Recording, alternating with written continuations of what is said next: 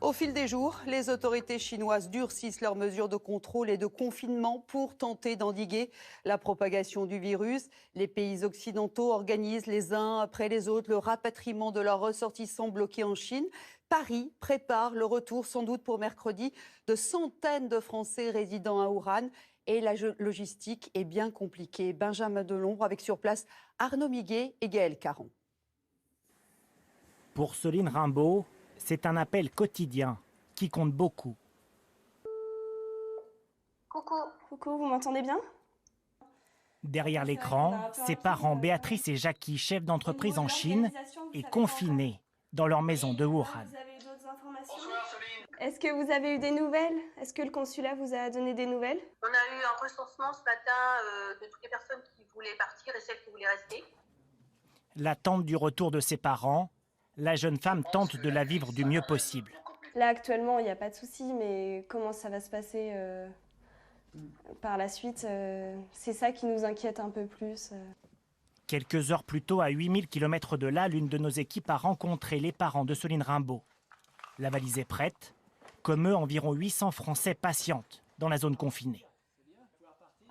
Nous ne savons pas quand nous partons. On nous a seulement dit que nous partirions en principe en milieu de semaine. Donc nous attendons les modalités complémentaires pour savoir comment ça va se passer. Le rapatriement est piloté depuis cette cellule de crise du Quai d'Orsay que dirige ce diplomate. Avec le consulat de France de Wuhan, rebonjour. Le lien est quasi permanent. L'opération est délicate. Nous sommes en train d'organiser plusieurs avions qui, dans le milieu de la semaine, vont aller chercher une nouvelle fois nos compatriotes qui le souhaitent et les ramener ensuite en France. Est-ce que ce seront des avions militaires ou des avions civils? Les deux. À bord des avions, une équipe médicale sera présente.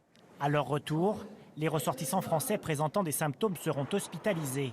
Les autres seront placés à l'isolement pendant 14 jours dans un lieu qui reste à déterminer.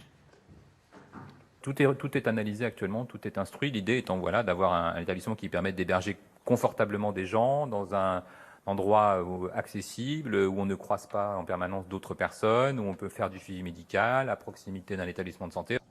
Ce soir, le Quai d'Orsay reste prudent sur le nombre exact de personnes à rapatrier dans les jours qui viennent.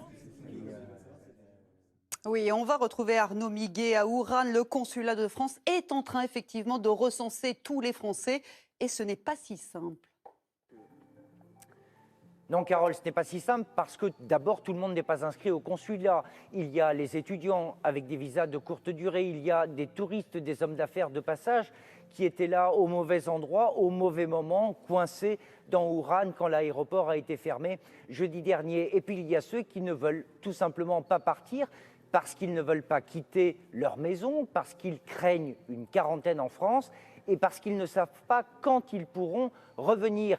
Il y a des entrepreneurs, beaucoup dans l'industrie automobile que nous avons rencontrés, qui veulent faire face à leurs responsabilités vis-à-vis de leurs employés chinois et qui veulent être là quand les affaires reprendront, qui pensent déjà à l'après. Et puis il y a des jeunes Français, par exemple, qui sont aussi en couple, mariés avec des Chinoises et qui ne souhaitent pas laisser leur conjointe sur le tarmac dans cette ville, l'épicentre de l'épidémie.